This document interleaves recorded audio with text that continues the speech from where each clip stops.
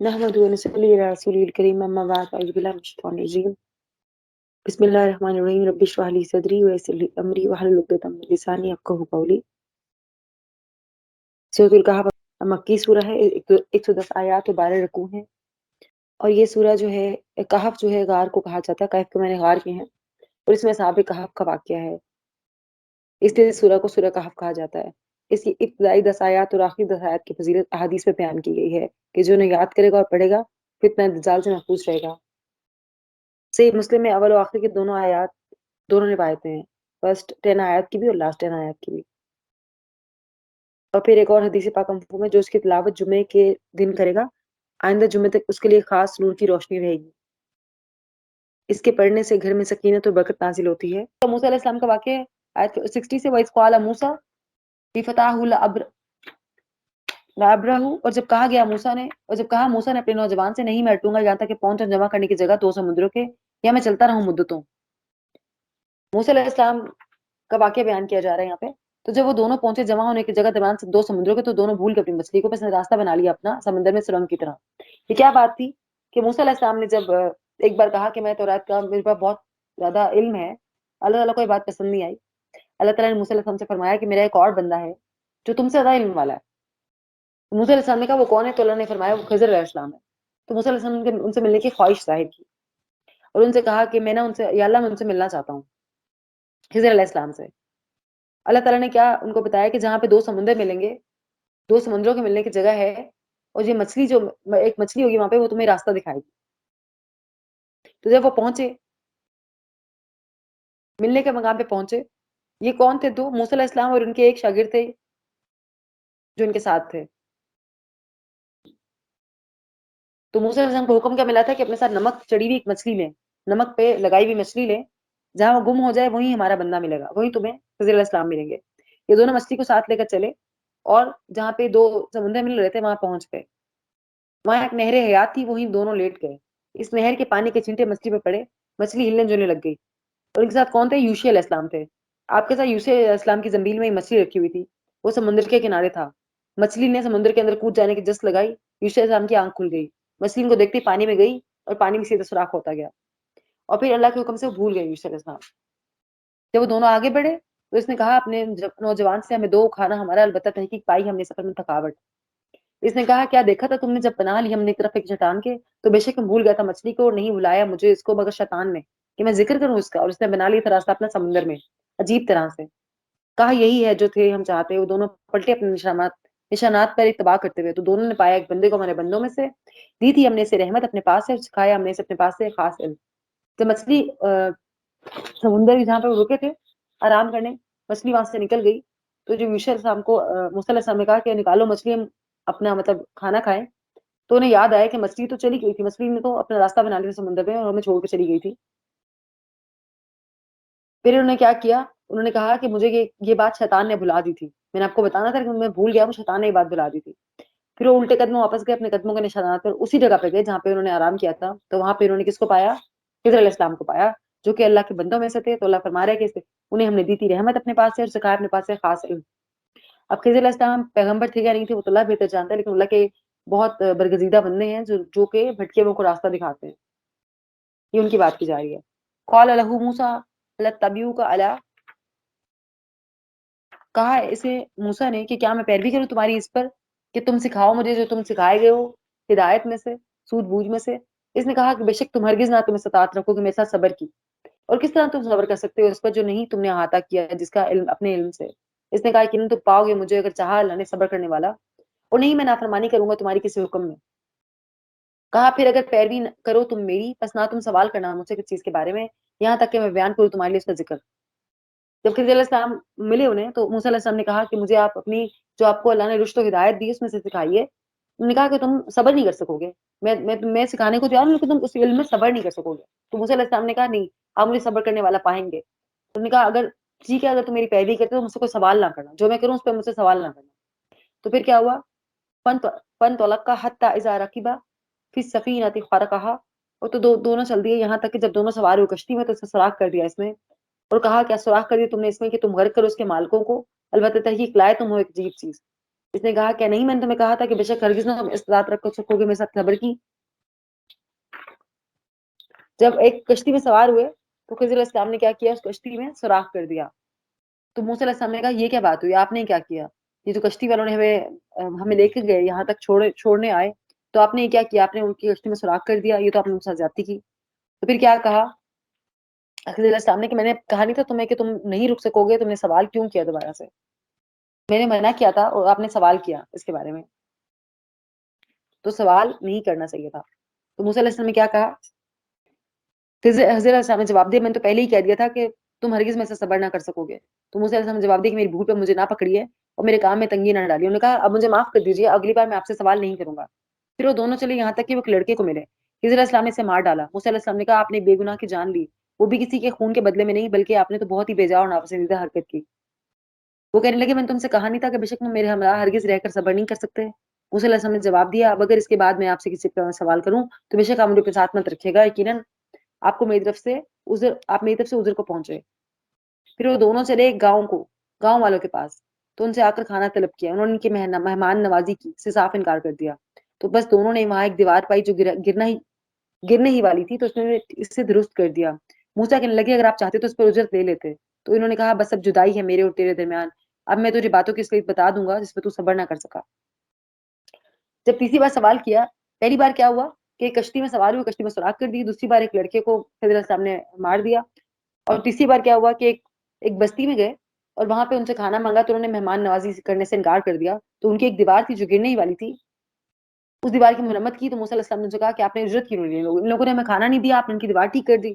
تو خضر علیہ السلام نے کیا کہا بس اب یہاں سے آپ کی میری جدائی ہے، آپ نے 3 بار سوال کر لیے ہیں، تو اب میں مزید آپ کو اپنے ساتھ نہیں رکھ سکتا. اور پھر کیا جواب دیا، اما السفینۃ فکانت لمساکین یعملون فی البحر، اور کشتی چند مسکینوں کی تھی جو دریا میں کام کاج کرتے تھے. میں نے اس میں کچھ توڑ پھوڑ کرنے کا ارادہ کر لیا، کیونکہ ان کے آگے ایک بادشاہ تھا جو ہر ایک سالم کشتی کو جبرن ضبط کر لیا کرتا تھا، اور اس لڑکے کے ماں باپ ایماندار تھے. ہمیں خوف ہوا کہ کہیں اپنی سرکشی اور کفر سے ان کو عاجز نہ کر دے، اس لیے ہم نے چاہا کہ انہیں ان کا پروردگار اس کے بدلے ایک بہتر اور پاکیزگی والی اولاد اور اس سے زیادہ محبت اور پیار والا بچہ عنایت فرمائے.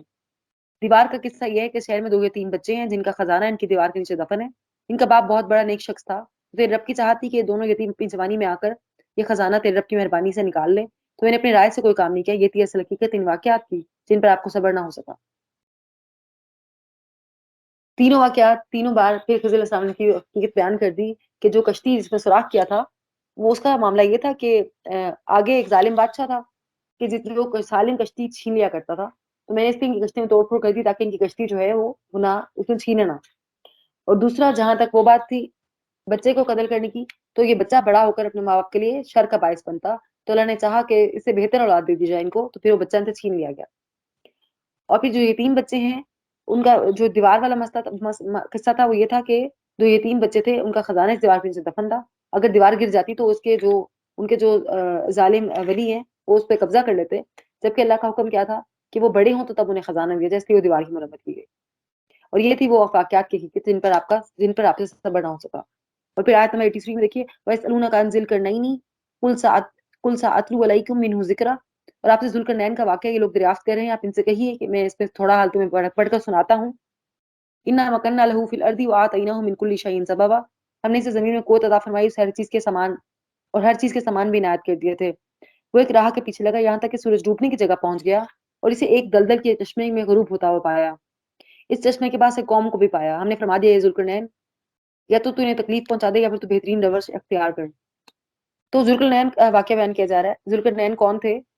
انہیں اللہ نے ہر طرح کی زمین میں قوت دی، جسمانی قوت بھی دی تھی اور عددی قوت بھی دی تھی، اور کیا کہا تھا، اور ان کو دولت بھی دی تھی. اور وہ کیا ہوا کہ جب وہ سورج ڈوبنے کی جگہ پہنچے تو پھر ان کو بس ایک قوم کو پایا. تو اس قوم نے کیا کہا، اس آیت کو دوبارہ دیکھتے ہیں، آیت نمبر 86 کو، حتی اذا بلغ مغرب الشمس، یہاں تک کہ سورج ڈوبنے کی جگہ پہنچ گیا اور اسے ایک دلدل کے چشمے غروب ہوتا پایا. تو اس چشمے کے پاس ایک قوم کو پایا. ہم نے فرما دیا ہے ذوالقرنین یا تو انہیں تکلیف پہنچائے یا ان کے بارے میں کوئی بہترین روش اختیار کر. اس نے کہا کہ پھر جو ظلم کرے تو اسے ہم بھی سزا دیں گے، پھر پروردگار کی طرف لوٹایا جائے گا اور سخت ترین عذاب ملے گا. ہاں جو ایمان لائے انہیں کا مال کیا اس کے لیے تو بدلے میں بھلائی ہے، اور ہم اسے اپنے کام میں آسانی کا حکم دیں گے. پھر وہ ایک راہ کے پیچھے لگا یہاں تک کہ جو سورج نکلنے کی جگہ پہنچا تو اسے ایسی قوم پر نکلتا پایا، اس کے لیے ہم نے اسے کوئی اوٹ نہیں بنائی۔ اور واقعہ ایسا ہی ہے کہ ہم نے اس کے پاس کل خبروں کا احاطہ کر رکھا تھا۔ پھر ایک سفر کے سامان میں لگا، یہاں تک کہ جب دیواروں کے دوران پہنچا تو ان دونوں کے اس طرف اس نے ایسی قوم کو پایا جو بات سمجھنے کے قریب بھی نہ تھی۔ انہوں نے کہا، اے ذوالقرنین، یاجوج ماجوج اس ملک میں بڑے فسادی ہیں، تو کیا ہم آپ کے لیے کچھ خرچ کا انتظام کر دیں، اس شرط پر کہ آپ ہمارے ان کے درمیان ایک دیوار بنا دیں؟ اس نے جواب دیا کہ میرے اختیار میں پروردگار نے جو کچھ دے رکھا ہے وہی بہتر ہے، تم صرف قوت طاقت سے میری مدد کرو اور میں تم میں اور میں مضبوط دیوار بنا دیتا ہوں، اور مجھے لوہے کی چادریں لا دو۔ یہاں تک کہ جب ان دونوں پہاڑوں کے درمیان میں دیوار برابر کر دی تو حکم دیا کہ آگ تیز جلاؤ۔ تب وقت کا کہ لوہے کی ان چادروں کو بالکل آگ کر دیا تو فرمایا کہ ان کے پاس لاؤ، اس پہ پگھلا ہوا تانبا ڈال دو۔ بس نہ تو اس میں اس دیوار کے اوپر چڑھنے کی طاقت تھی، نہ وہ سوراخ کر سکتے تھے۔ کہا، یہ سب میرے رب کی مہربانی ہے، جب میرے رب کا وعدہ آئے گا تو اسے زمین دوز کر دے گا، بے شک میرے رب کا وعدہ سچا ہے۔ ذوالقرنین کون تھے؟ ذوالقرنین جو ہے، قرآن نے اس طرح صراحت کی ہے کہ وہ ایسے حکمران تھے جن کو اللہ نے تمام اسباب اور وسائل کی فراوانی سے نوازا تھا۔ مشرق و مغرب ممالک کو فتح کرتے ہوئے ایک پہاڑی درے پہ پہنچے جس کی طرف یاجوج ماجوج تھے۔ انہوں نے وہاں یاجوج ماجوج کا راستہ بند کرنے کے لیے کیا کیا، ایک دیوار تعمیر کی، اور وہ عادل تھے، اللہ کو ماننے والے تھے، آخرت پر ایمان رکھنے والے تھے، اور نفس پرست اور مال کے حریص نہ تھے۔ اور ان خصوصیات کے حامل کیا ہے؟ وہ فارس کے وہ عظیم حکمران تھے، مطلب کہا جاتا ہے کہ فارس میں مطلب وہ تھے، فارس جو ہے میرے خیال میں ایران کا علاقہ ہے، تو وہاں کے وہ حکمران تھے۔ اور وہ کیا تھے، اللہ نے ان کو بہت دولت دی تھی، وسائل دیے تھے، اور پھر جسمانی قوت بھی دی تھی۔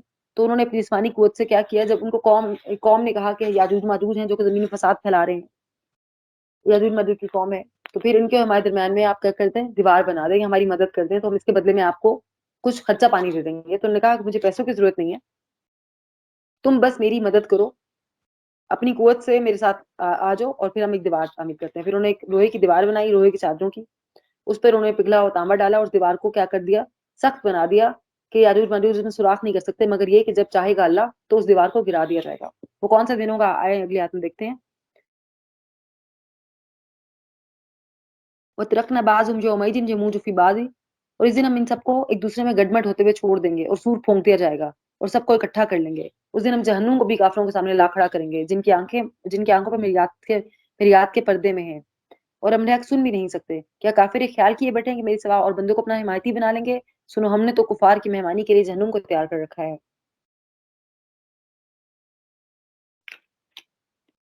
اور کہہ دیجیے کہ اگر تم کہو تو میں تمہیں بتا دوں کہ با اعتبار اعمال سب سے زیادہ خسارے میں کون ہے؟ وہ ہیں جن کی دنیا کی زندگی کی تمام کوششیں بیکار ہو گئی، اس گمان میں رہے کہ بہت اچھے کام کر رہے ہیں۔ یہی وہ لوگ ہیں جنہوں نے پروردگار کی آیتوں اس کی ملاقات سے کفر کیا، اس کے لیے ان کے اعمال غارت ہو گئے، پس قیامت کے دن ہم ان کا کوئی وزن قائم نہ کر سکیں گے۔ حال یہ ہے کہ ان کا بدلہ جہنم ہے، انہوں نے کفر کیا اور میری آیتوں میرے رسولوں کا مذاق بنایا۔ اور وہ دن جس دن وہ دیوار گرا دی جائے گی تو یاجوج ماجوج وہ مل جائیں گے، تو دونوں لوگ مل جائیں گے، ان کی قوم بھی یاجوج ماجوج بھی، اس دن قیامت برپا ہو جائے گی، اور پھر اس دن سور پھونکا جائے گا، سب کو اکٹھا کیا جائے گا، اور جہنم کو بھی کافروں کے سامنے لا کھڑا کیا جائے گا۔ کون ہے وہ کافر جن کے سامنے جہنم لایا جائے گا؟ وہ جن کی آنکھیں اللہ کی یاد سے غافل تھیں، پردے میں تھیں، اور ان کے کان حق نہیں سن سکتے تھے۔ تو پھر اللہ کا فرمان ہے کہ ان سے پوچھیے کہ کیا اللہ کے سوا کسی اور اللہ کے بندوں کو حمایتی بنا لیں گے تو وہ تمہیں بچا لیں گے؟ بالکل بھی نہیں۔ کافروں کے لیے کیا ہے؟ کافروں کی مہمان نوازی کے لیے کیا ہے؟ جہنم کو تیار کر رکھا ہے۔ اور پھر نبی صلی اللہ علیہ وسلم سے کہا جا رہا ہے کہ ان سے کہیے کہ اگر تم کہو تو میں تمہیں بتاؤں کہ سب سے زیادہ اعمال کے اعتبار سے خسارے میں کون ہے؟ جو دنیا کمانے میں لگا ہوا ہے، دنیا کمانے میں لگا ہوا ہے، اور آخرت کی کوئی فکر نہیں ہے اس کو۔ تو دنیا کی تمام زندگی کوششیں اس کی دنیا کی تھی، دنیا کے لیے تھی، جب دنیا ختم ہو گئی تمام کوششیں بھی ختم ہوں گی اس کی، اور اس گمان میں رہا کہ بہت اچھا کام کر رہا ہے وہ۔ اگر دنیا میں اس کو مال مل رہا ہے، دولت مل رہا ہے، عہدہ مل رہا ہے، شہرت مل رہی ہے، تو سمجھتا ہے بہت اچھے کام کر رہا ہے، جبکہ ایسا کچھ نہیں ہے۔ جب وہ دنیا ختم ہو جائے گی تو اس کے سارے کام بھی ختم ہو جائیں گے۔ اور وہ یہی وہ لوگ ہیں جنہوں نے اللہ کی آیتوں کا انکار کیا، اس کے ملاقات سے کفر کیا، ان کا بدلہ جہنم ہے۔ اور پھر بہت خوبصورت آیت ہے، آیت نمبر 109، کل لو کان البحر مدادا لکلمات ربی، کہہ دیجیے اگر پروردگار کی باتوں کو لکھنے کے لیے سمندر سے آئی بن جائے تو میرے رب کی باتوں کو ختم ہونے سے پہلے ہی ختم ہو جائے گا، گو کہ ہم اس جیسا اور مدد اور لے آئیں۔ کہا جا رہا ہے کہ اگر اللہ کی باتوں کو لکھنے کے لیے پورے سمندر سے آئی بن جائے تو بھی اللہ کی باتیں ختم نہیں ہوں گی، اللہ کی تعریف ختم نہیں ہوگی، بلکہ سمندر ختم ہو جائے گا، وہ سمندر بھی اور اس جیسا اور بھی۔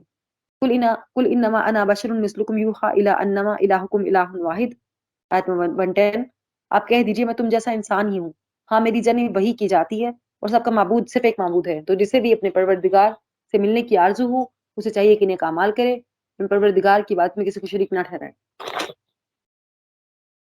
الحمدللہ رب العالمین، یہاں پہ سورۃ الکہف تبدیل ہوتی ہے۔ اگلی سورہ سورہ مریم ہے۔ بسم اللہ الرحمن الرحیم، سورہ مریم مکی سورہ ہے، 98 آیات اور 6 رکوع ہیں۔ اب بسم اللہ الرحمن الرحیم، قاف یا عین صاد، یہ حروف مقطعات ہیں۔ ذکر رحمت ربک عبدہ زکریا، زکریا یہ ہے پروردگار تیرا پروردگار اس کی مہربانی کا ذکر جو اسے پابند زکریا پر کی، جب اس نے اپنے رب سے چپ کے دعا کی، اے میرے پروردگار میری ہڈیاں کمزور ہو گئی ہیں اور سر بڑھاپے کی وجہ سے بھڑک اٹھا ہے، لیکن میں کبھی تجھ سے دعا کر کے محروم نہیں رہا، مجھے اپنے مرنے کے بعد قرابت داروں کا ڈر ہے، میری بیوی بھی بانجھ ہے، بس تو مجھے اپنے پاس سے وارث عطا فرما جو میرا بھی وارث ہو اور یعقوب کے خاندان کا بھی جانشین ہو، اور میرے رب تجھ سے مقبول بندہ بنا لے۔ تو پھر کیا کہا اللہ نے، یا زکریا انا نبشرک بغلامی، اے زکریا ہم تجھے ایک بچے کی خوشخبری دیتے ہیں، اس کا نام یحییٰ ہے، ہم نے اس سے پہلے اس کا ہم نام کسی کو نہیں کیا۔ قال ربی انا یکون لی غلام، اور زکریا کہنے لگا کہ میرے رب میرے ہاں کیسے لڑکا ہوگا جبکہ میری بیوی بانجھ ہے اور میں خود بڑھاپے کے انتہائی ذوق کو پہنچ چکا ہوں۔ قال كذلك قال ربك هو على حين وقد خلقتك من قبل ولم تك شیئا، اور ارشاد ہوا کہ وعدہ اس طرح ہو چکا ہے، تیرے رب نے فرما دیا کہ مجھے بالکل آسان ہے، اور جب کہ تو کچھ نہ تھا میں تجھے پیدا کر چکا ہوں۔ قال رب اجعل لي آیاتا، کہنے لگا میرے رب میرے لیے کوئی علامت مقرر فرما دیجیے۔ ارشاد ہوا کہ تیرے لیے علامت یہ ہے کہ تو باوجود صحیح سالم ہونے کے 3 راتوں تک کسی شخص سے کلام نہ کر سکے گا۔ اب زکریا اپنے ہجرے سے نکل کر اپنی قوم کے پاس آئے، انہیں اشارہ کرتے ہیں کہ تم صبح شام اللہ کی تسبیح بیان کرو۔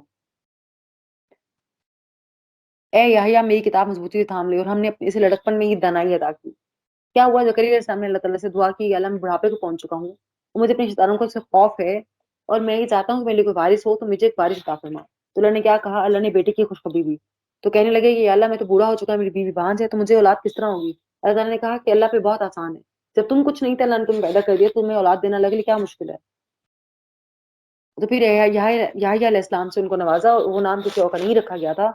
اور پھر کیا کہا، اے یحییٰ میری کتاب پر مضبوطی تھام لے، اور ہم نے اسے لڑکپن میں دانائی عطا فرمائی۔ اللہ تعالیٰ نے ان کو یحییٰ علیہ السلام کو نبوت دی، اپنی کتاب دی، اور لڑکپن میں مطلب وہ چھوٹی عمر میں بڑے ہو گئے تھے، کیونکہ یحییٰ علیہ السلام کی عمر زیادہ تھی، مطلب بڑھاپا تھا ان پر، تو جو سوری زکریا علیہ السلام جو ہے بڑھاپا تھا ان پر، تو یحییٰ علیہ السلام کو جلدی بڑا کر دیا گیا تھا۔ اللہ نے کتاب دی، مضبوطی سے پکڑنے یعنی عمل کرنے کا حکم دیا۔ اور پھر اور یہاں کتاب سے مراد تورات ہی ہے، کیونکہ تورات کے بعد اور کوئی کتاب اتاری نہیں ہے۔ زبور جو تھی وہ اللہ کے جو ہے حمد کی اس میں مناجات تھی، صرف دعائیں تھی اس میں، جبکہ تورات میں ہی سارے احکامات تھے۔ وہ حنان من لدنا وزکاتا قانا تقیہ، اپنے پاس سے اسے شفقت اور پاکیزگی بھی عطا کی، وہ پرہیزگار شخص تھا، اپنے باپ سے نیک سلوک کرنے والا تھا، وہ ہرگز سرکش و گناہ گار نہ تھا۔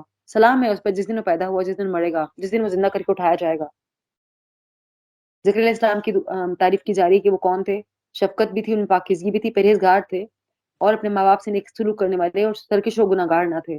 ان پر سلام ہے جس دن پیدا کیے گئے اور جس دن مریں گے اور جس دن زندہ کر کے اٹھائے جائیں گے۔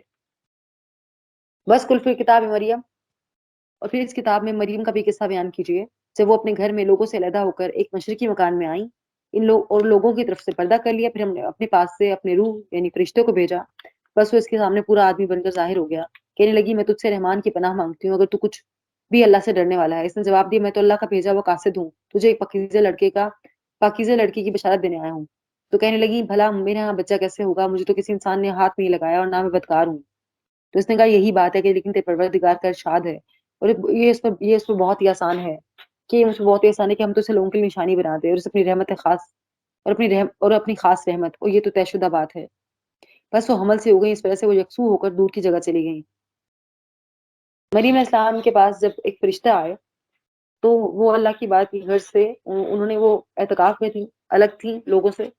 جب جبرائیل علیہ السلام ان کے پاس آئے انسانی شکل میں، تو وہ کہنے لگی تو وہ ڈر گئی، تو کہنے لگی کہ اگر بری نیت سے آئے تو پھر اللہ سے ڈرو۔ جبرائیل علیہ السلام نے کہا کہ میں تو اللہ کا بھیجا ہوا قاصد ہوں، خوشخبری دینے آیا ہوں کہ اللہ تمہیں ایک پاکیزہ بیٹا عطا فرمائے گا۔ تو نے فرمایا کہ مجھے بچہ کس طرح ہوگا جبکہ مجھے کسی نے چھوا نہیں اور نہ ہی میں بدکار ہوں۔ تو انہوں نے فرمایا کہ یہ بات آپ کے رب پہ بہت آسان ہے۔ تو بس وہ حمل سے ہو گئیں، تو وہ کسی دور کی جگہ چلی گئیں۔ اور پھر فَأَجَاءَهَا الْمَخَاضُ إِلَى جِذْعِ النَّخْلَةِ، اور جب وہ درجے ذیل سے کھجور کے تنے کے جب درجے ذیل انہیں کھجور کے تنے کے نیچے لایا تو کہنے لگی اے کاش میں سے پہلے ہی مر گئی ہوتی اور لوگوں کی یاد سے بھولی بسری ہو جاتی۔ اتنے میں اسے ایک آواز دی گئی کہ نہ تو زردہ خاطر ہو، تیرے رب نے تیرے پاؤں تلے ایک چشمہ جاری کر دیا ہے اور اس کھجور کے تنے کو اپنی طرف ملا کہ تیرے سامنے تر و تازہ پکی کھجوریں گرا دے گا۔ اب چین سے کھا پی اپنی آنکھیں ٹھنڈی رکھ، اگر تجھے کوئی انسان نظر آ جائے تو کہہ دینا کہ میں نے اللہ کے نام کا روزہ مان رکھا ہے اور میں آج کسی سے بات نہ کروں۔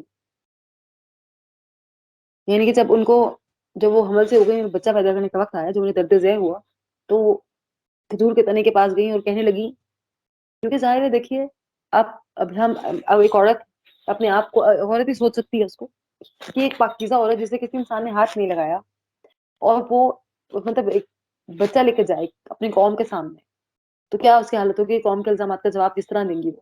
تو انہوں نے کیا کہا کہ یا اللہ یہ دن آنے سے پہلے میں مر جاتی، وہ لوگ مجھے بلا دیتے، اب میں لوگوں کا جواب کس طرح دوں گی، لوگوں کی باتوں کا جواب کس طرح دوں گی کہ میں جا کر ان سے کیا کہوں گی اور اپنی سچائی اور اپنی حقیقت کس طرح بیان کروں گی، پاکیزگی کا کس طرح ان کو بتاؤں گی۔ تو اتنے میں کیا ہوا، اللہ کے حکم سے آواز آئی اور کیا کہا کہ اپنے پاؤں تلے دیکھو، اللہ نے تمہارے پاؤں کے نیچے چشمہ جاری کر دیا ہے۔ تو کھجور سے انہوں نے کھایا اور چشمے سے انہوں نے پانی پیا اور پھر کہا کہ آپ نے اب خاموش رہنا ہے، آپ نے کیا کہنا ہے لوگوں کو کہ میں نے اللہ کے نام کا، اللہ رحمان کے نام کا روزہ رکھا ہے اور میں کس سے بات نہیں کروں گی۔ اب پھر فآتت بھی قومها تحملہ، اب وہ عیسیٰ کو لیے اپنی قوم کے پاس آئیں، سب کہنے لگے مریم تو نے بڑی بری حرکت کی، اے ہارون کی بہن، نہ تو تیرا باپ برا آدمی تھا اور نہ تیری ماں بدکار تھی۔ مریم نے اپنے بچے کی طرف اشارہ کیا، سب کہنے لگے لو بھلا ہم گود کے بچے سے بات کیسے کریں؟ بچہ بول اٹھا، میں اللہ کا بندہ ہوں، اس نے مجھے کتاب عطا فرمائی اور پیغمبر بنایا، اس نے مجھے بابرکت کیا جہاں بھی میں ہوں، اور اس نے مجھے نماز اور زکوٰۃ کا حکم دیا ہے جب تک میں زندہ ہوں، اور اس نے مجھے اپنی والدہ کا خدمت گزار بنایا اور مجھے سرکش اور بدبخت نہیں بنایا، اور مجھ پہ میری پیدائش کے دن اور موت کے دن جس دن میں دوبارہ کھڑا کیا جاؤں گا سلام ہی سلام ہے۔ یہ ہے واقعہ، یہ ہے صحیح واقعہ عیسیٰ ابن مریم کا، اور یہی ہے وہ حق بات جس میں لوگ شک کر رہے ہیں۔ جب مریم علیہ السلام کی قوم میں واپس آئیں عیسیٰ علیہ السلام کو لیے ہوئے تو وہ خاموش تھیں، تو لوگوں نے پوچھا کہ تم نے بڑی بری حرکت کی۔ ان کے بھائی کا نام ہارون تھا، تو ان کا ہے ہارون کی بہن، نہ تو تیرا باپ برا آدمی تھا نہ تیری ماں بدکار تھی، تم نے یہ کیا کیا؟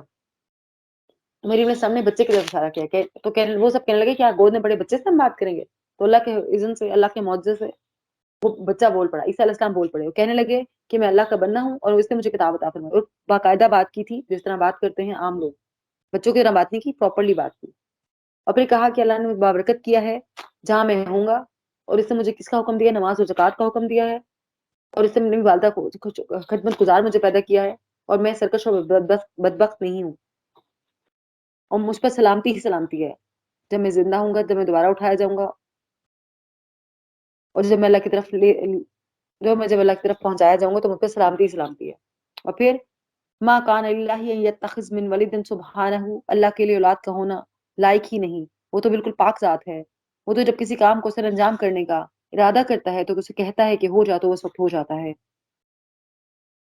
اذا قضى امرا فانما يقول له كن فيكون، اللہ کو تو اولاد چاہیے ہی نہیں، اللہ کو تو اولاد کی ضرورت ہی نہیں ہے، وہ تو مالک ہے زمین و آسمان کا، اس کے لیے تو ہر کام کرنا صرف کن پہ منحصر ہے، وہ کن کہتا ہے اور سب ہو جاتا ہے۔ اولاد کی ضرورت تو ان کو ہوتی ہے جن کو سہارا چاہیے ہوتا ہے دنیا میں، جن کو اپنے کام کاج کے لیے محتاج ہوتے ہیں، جو جبکہ اللہ کسی کا محتاج نہیں ہے، اللہ تو کن کہتا ہے اور وہ ہو جاتا ہے۔ وَإِنَّ اللَّهَ رَبِّي وَرَبُّكُمْ فَاعْبُدُوهُ هَذَا صِرَاطٌ مُسْتَقِيمٌ، میرا اور تم سب کا پروردگار صرف اللہ ہے، تم سب اس کی عبادت کرو، یہی سیدھی راہ ہے۔ انہوں نے کیا کہا کہ ہم سب کا الہ اللہ ہے تو تم صرف اس کی عبادت کرو۔ اور پھر اگلی آیت میں دیکھیے 41، وَاذْكُرْ فِي الْكِتَابِ إِبْرَاهِيمَ إِنَّهُ كَانَ صِدِّيقًا نَبِيًّا، اس کتاب میں ابراہیم کا قصہ بیان کیجیے، بے شک بڑی سچائی والے پیغمبر تھے۔ جب انہوں نے اپنے باپ سے کہا ابا جان کی پوجا پاٹ کیوں کر رہے ہیں جو نہ دیکھ سکتے ہیں نہ سن سکتے ہیں نہ ہی آپ کو کچھ فائدہ پہنچا سکتے ہیں؟ میرے مہربان باپ آپ دیکھیے، میرے پاس وہ علم آیا ہے جو آپ کے پاس نہیں آیا، تو آپ میری ہی مانیں، میں بالکل سیدھی راہ پر آپ کی رہنمائی کروں گا۔ میرے ابا جان آپ شیطان کی پرستی سے باز آ جائیں، شیطان تو رحم و کرم والے اللہ کا بڑا ہی نافرمان ہے۔ اے ابا جان، مجھے خوف لگا ہے کہ کہیں آپ پر کوئی عذاب الہی نہ آ پڑے، آپ شیطان کے ساتھی نہ بن جائیں۔ اس نے جواب دیا، اے ابراہیم کیا تمہارے معبودوں سے روگردانی کر رہا ہے؟ سن، اگر تو باز نہ آیا تو میں تجھے پتھروں سے مار ڈالوں گا، اور جا ایک مدت دراز تک مجھ سے الگ ہو جا۔ تو انہوں نے کیا کہا؟ قال السلام علیک، اچھا تم پر سلام ہو، میں تو پروردگار کی طرف سے تمہاری بخشش کی دعا کرتا رہوں گا، مجھ پہ ہر درجہ مہربان ہے، اور میں تمہیں بھی اور جن کو تم اللہ کے ساتھ پکارتے ہو ان سب کو چھوڑ رہا ہوں، صرف میں پروردگار کو پکارتا ہوں، اور مجھے یقین ہے اپنے پروردگار سے دعا مانگ کر میں محروم نہ رہوں گا۔ وَوَهَبْنَا لَهُم مِّن رَحْمَتِنَا آیت نمبر 50، اور ان سب کو ہم نے بہت سی رحمتیں عطا فرمائیں اور ہم نے ان کی ذکر بلند کیا۔ ابراہیم علیہ السلام ان معبودوں کو چھوڑ چکے تو اللہ ابراہیم علیہ السلام کو اسحاق اور یعقوب عطا فرمائے، ان دونوں کا نبی بنایا، ان سب کو اللہ نے اپنی رحمت سے چن لیا تھا۔ اور پھر آیت نمبر 58، اولئک الذین انعم اللہ، یہی وہ انبیاء ہیں جس پر اللہ نے فضل و کرم کیا، جو اولاد آدم میں سے تھے اور ان کی نسل میں سے ہیں، اور جنہیں ہم نے نوح کے ساتھ کشتی میں چڑھا لیا تھا، اولاد ابراہیم اور یعقوب سے، اور ہماری طرف سے راہ یافتہ اور ہمارے پسندیدہ لوگوں میں سے ہیں۔ ان کے سامنے جب اللہ رحمان کی آیتوں کی تلاوت کی جاتی ہے وہ سجدہ کرتے اور روتے اور گڑگڑاتے ہیں۔ اللہ تعالیٰ فرما رہے ہیں کہ یہ میرے پیغمبر کون تھے؟ آدم علیہ السلام کی اولاد میں سے تھے، نوح علیہ السلام کی اولاد میں سے تھے، اور یہ وہ لوگ تھے کہ جب ان پر اللہ کی آیتیں پڑھی جاتی ہیں تو یہ کیا کرتے ہیں؟ اللہ کے سامنے سجدہ کرتے ہوئے جھک جاتے ہیں، گر جاتے ہیں۔ تو پھر ہمیں کیا کرنا چاہیے؟ اللہ کی کتاب سن کر ہمیں بھی کیا ہونا چاہیے؟ سجدہ کرنا چاہیے، اللہ سے دعا کرنی چاہیے کہ اللہ تعالیٰ ہمیں بھی ایسا بنائے کہ قرآن سن کر ہمارا دل نرم ہو جائے اور ہم روتے ہوئے اللہ کے سجدے میں گر جائیں، اللہ کی وعدانیت کو قبول کرتے ہوئے۔ اور پھر آیت نمبر 61، جنات عدن التی وعد الرحمن عبادہ بالغیب، ہمیشہ کی رہنے والی جنتوں میں جن کا غائبانہ وعدہ اللہ کی مہربانی اپنے مہربان بندوں سے کیا ہے، بے شک اس کا وعدہ پورا ہونے والا ہے۔ وہ وہاں کوئی لاکھ بات نہ سنیں گے، صرف سلام ہی سلام سنیں گے، ان کے لیے وہاں صبح اور شام ان کا رزق ہے۔ یہ ہیں وہ جنت کے وارث اپنے بندوں میں سے جسے چاہتے ہیں بناتے ہیں جو متقی ہیں۔ اللہ بتا رہے ہیں جنت والے کون ہیں؟ جن کے لیے کیا ہے؟ اللہ کے وعدے ہیں، اور یہی وہ لوگ وہاں پر کوئی غلط بات نہ سنیں گے بلکہ ان کے لیے کیا ہوگا؟ وہاں سلامتی ہی سلامتی ہوگی۔ اور پھر ان کے لیے جو زمین و آسمانوں میں جو کچھ ہے اللہ اس کا پروردگار ہے، اللہ ہی کے لیے ہے سب کچھ، وہ صبح شام ان کا رزق دے گا۔ اور جو متقی ہیں، متقی لوگ جو ہیں وہ جنت میں ڈالے جائیں گے۔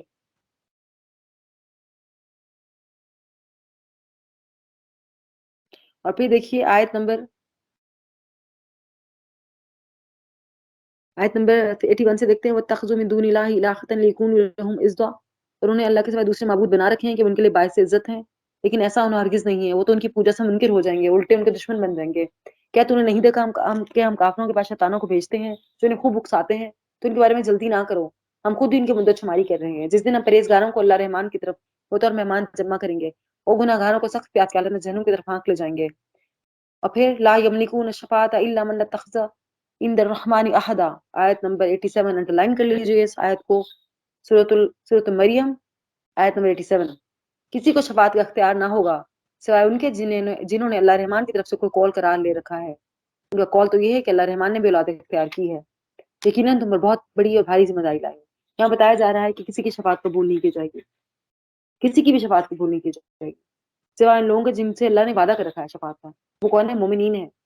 جبکہ مشرکین کا کال تو کیا ہے کہ اللہ نے بھی اولاد اختیار کی ہے، اور یقیناً بہت بھاری بات ہے یہ۔ اور پھر تکاد السماواتی، جو قریب ہے کہ اس کال کی وجہ سے آسمان پھٹ جائیں اور زمین شک ہو جائے اور پہاڑ زلزلہ کر دیے جائیں کہ وہ رحمان کی اولاد ثابت کرنے بن بیٹھے، رحمان کے لائق ہی نہیں کہ وہ اولاد رکھے۔ آسمانوں اور زمینوں جو کچھ ہے سب کو سب اللہ کے ہاں غلام بن کر آنے والے ہیں، ان سب کو گھیر رکھا ہے، اس نے سب کو گھیر رکھا ہے پوری طرح، اور سب کو پوری طرح گن رکھا ہے۔ یہ سارے کے سارے قیامت دن اکیلے اس کے پاس حاضر ہونے والے ہیں۔ بے شک جو ایمان لائے، جنہوں نے شائستہ اعمال کیے ہیں، ان کے لیے اللہ رحمان محبت پیدا کر دے گا۔ ہم نے اس قرآن کو تیری زبان میں بہت ہی آسان کر دیا کہ تو اس کے ذریعے سے پرہیزگاروں کو خوشخبری اور جھگڑالو لوگوں کو ڈرائے، اور یہ ہم نے بہت سی جماعتیں تباہ کر دی۔ کیا ان میں سے ایک کی بھی آہٹ تو پاتا ہے؟ ان کی آواز کی بھنک تیرے کان میں پڑتی ہے؟ اب کیا کہا جا رہا ہے؟ بہت بھاری الزام ہے جو انہوں نے لایا ہے کہ اللہ پر الزام لگاتے ہیں کہ نعوذ باللہ اللہ کی کوئی اولاد ہے، جبکہ اللہ کے لائق ہی نہیں۔ زمین و آسمان جو کچھ بھی ہے سب اللہ کے بندے ہیں، اور وہ ایک دن اللہ کے سامنے ظاہر ہونے والے ہیں، اللہ کے بندے بن کر آئیں گے سامنے۔ الحمدللہ یہاں پہ سورہ مریم کمپلیٹ ہوتی ہے۔ اگلی سورہ توحہ۔ سورہ توحہ مکی سورہ ہے، اس کے 8 رکوع 135 آیات ہیں۔ توحہ یہ بھی حروف مقطعات سے سٹارٹ ہو رہی ہے۔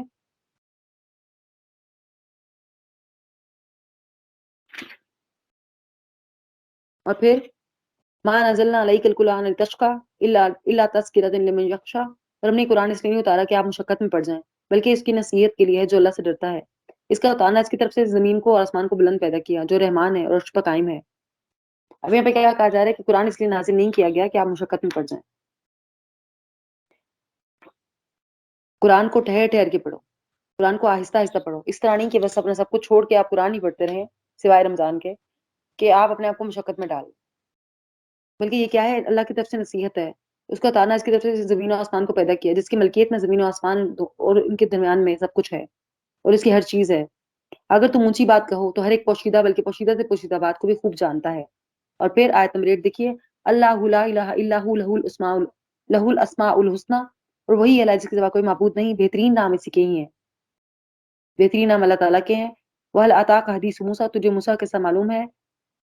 إِذَا رَأَى نَارًا فَقَالَ لِأَهْلِهِ، اور جب اس نے آگ کو دیکھ کر اپنے گھر والوں سے کہا کہ تم ذرا سی دیر ٹھہر جاؤ، مجھے آگ دکھائی دی ہے، بہت ممکن ہے کہ اس کا کوئی غارت واپس لے آؤں یا آگ کے پاس سے راستہ کی اطلاع دوں. وہاں پہنچے تو آواز دی گئی، اے موسیٰ انی انا ربک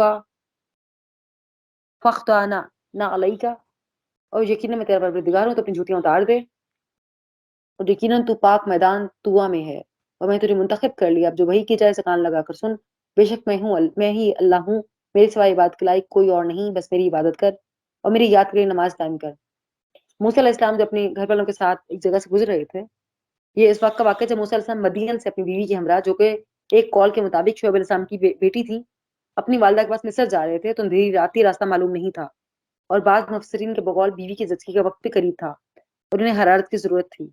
تو پھر انہیں دور سے آگ کے شعلے بلند ہوتے نظر آئے، تو وہاں پہنچے. انہیں کہا کہ شاید میں آگ لے آؤں.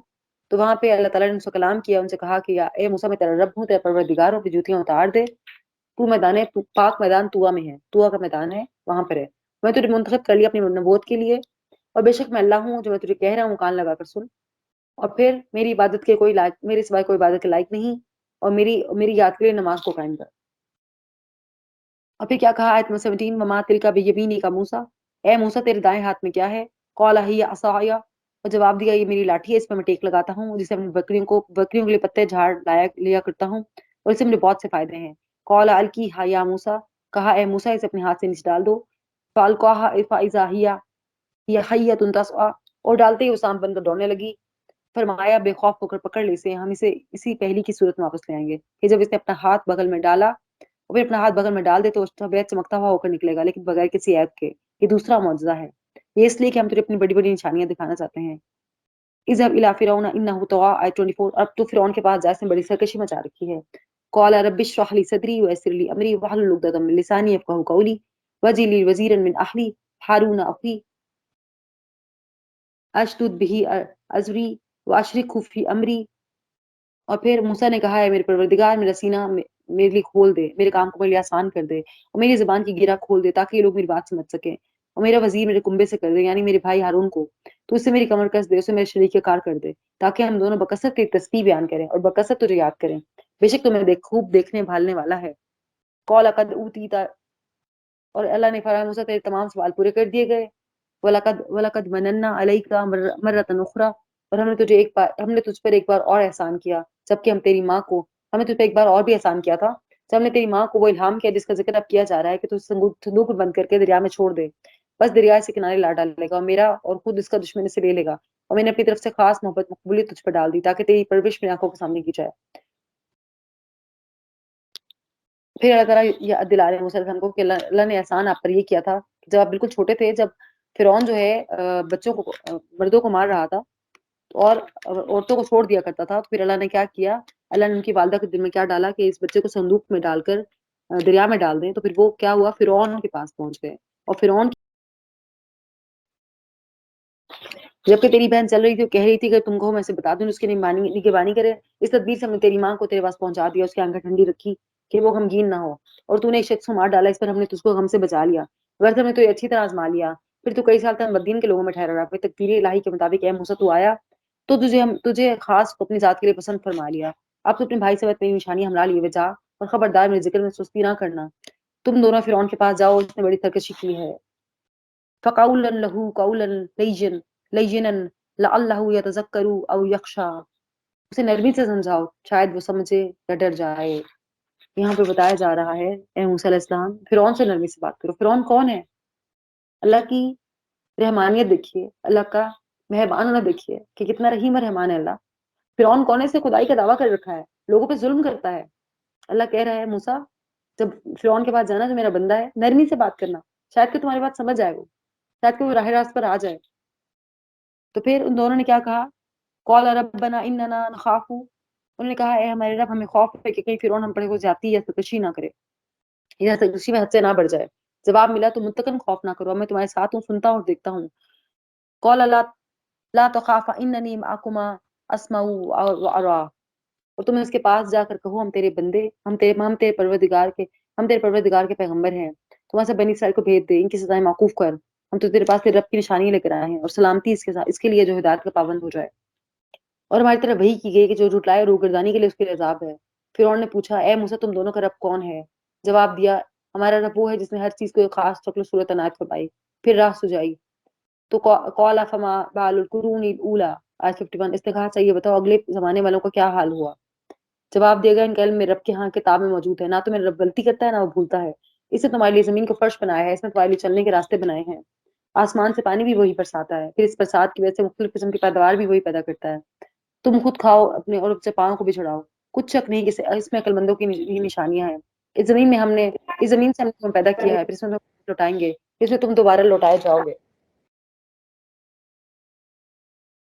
اور ہم نے اسے سب نشانیاں دکھا دی، پھر بھی اس نے جھٹلایا اور انکار کر دیا۔ کہنے لگا اے موسیٰ کیا تو اس لیے آیا کہ جادو کے زور سے ہم اس ملک سے نکال دے؟ اچھا ہم تیرے مقابلے میں ایسا جادو ضرور لائیں گے، بس تمہارے اور اپنے دوران وعدے کا وقت مقرر کریں، اور نہ تمہارے خلاف کر، اور تمہیں صاف صاف بتا کہ میدان میں مقابلہ ہو۔ اس نے کیا کیا؟ اس نے بجائے اس کے کہ وہ ایمان لاتا، اس نے موسیٰ علیہ السلام سے کیا کہا کہ موسیٰ علیہ السلام سے کہا کہ بس ٹھیک ہے تم اس لیے آئے ہو تاکہ تم ہمیں اس زمین سے نکال دو، تو پھر کیا کرو وعدے کا دن مقرر کر لو۔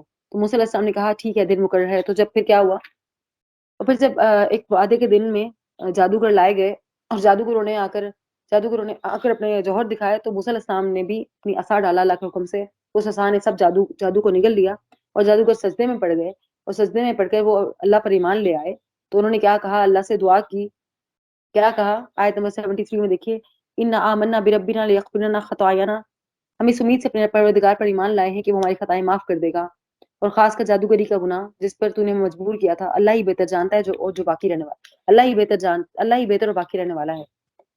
اور بات یہی ہے کہ جو بھی گنہگار بن کر اللہ کے حاضر ہوگا اس کے لیے دوزخ ہے جہاں نہ موت ہوگی نہ زندگی، اور جو بھی اس کے یہاں ایماندار ہو کر حاضر ہوگا اس کے اعمال بھی نیک ہوں گے، اس کے لیے بلند و بالا درجے ہیں، ہمیشگی والی جنتیں جن کے نیچے نہریں بہتی ہیں، اس میں ہمیشہ ہمیشہ رہیں گے۔ اور پھر آیت نمبر دیکھیے 77، ہم نے موسیٰ کی طرف وحی نازل فرمائی کہ تو راتوں رات میرے بندوں کو لے کے چل اور سمندر میں خشک راستہ بنا لے، پھر نہ تجھے کچھ آپ پکڑنے کا خطرہ ہو۔ فرعون نے اپنے لشکروں سمیت ان کا تعاقب کیا، پھر تو دریا ان سب پر چھا گیا جیسے سب کچھ آنے والا تھا۔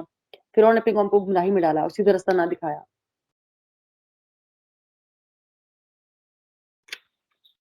اب بتایا جا رہا ہے کہ پھر بنی اسرائیل کو اللہ تعالیٰ نے اللہ کے حکم سے کیا کیا؟ اللہ کے حکم سے ان کو سمندر پار کرا دیا گیا، اور پھر فرعون کا لشکر جو ہے وہ ڈوب گیا اس دن،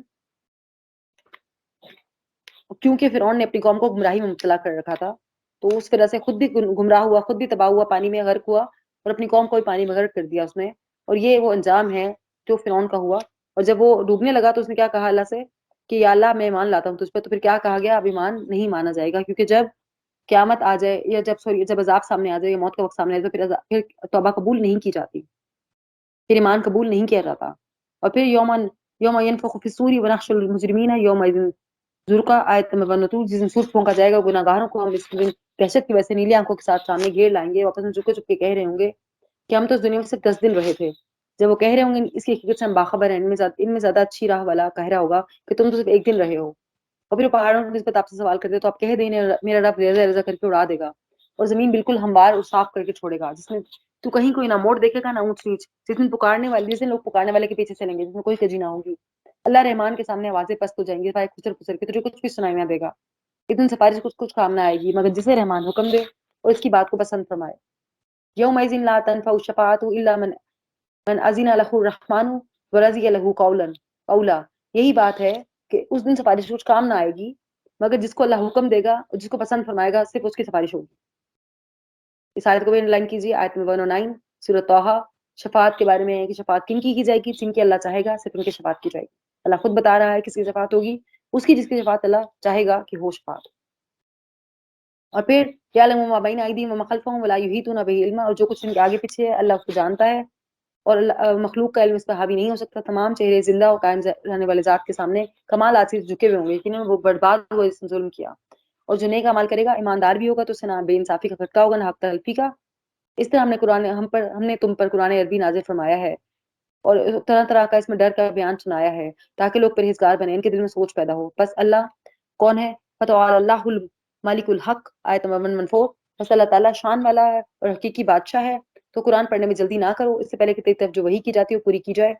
ہاں یہ دعا کر کے پروردگار میں علم بڑھا. یہاں پہ دعا ہے آیت 114 میں کیا ہے؟ وقل ربی زدنی علما. اور آپ دعا کیجئے، کیا دعا کیجئے؟ پروردگار میں علم بڑھا دیجئے.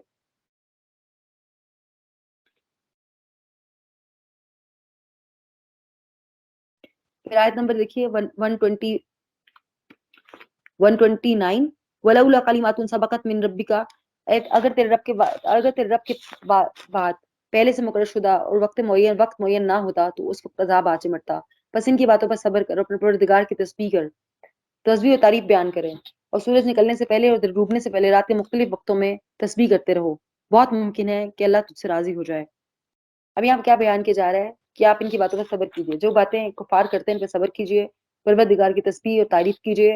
اور سورج نکلنے سے پہلے مطلب فجر کے بعد، فجر کی نماز کے بعد، اور ڈوبنے سے پہلے یعنی کہ عصر کے وقت اللہ کی تسبیح بیان کیجیے، اور رات کے مختلف حصوں میں بھی اللہ کی تسبیح بیان کیجیے. اور بہت ممکن ہے کہ اللہ راضی ہو جائے.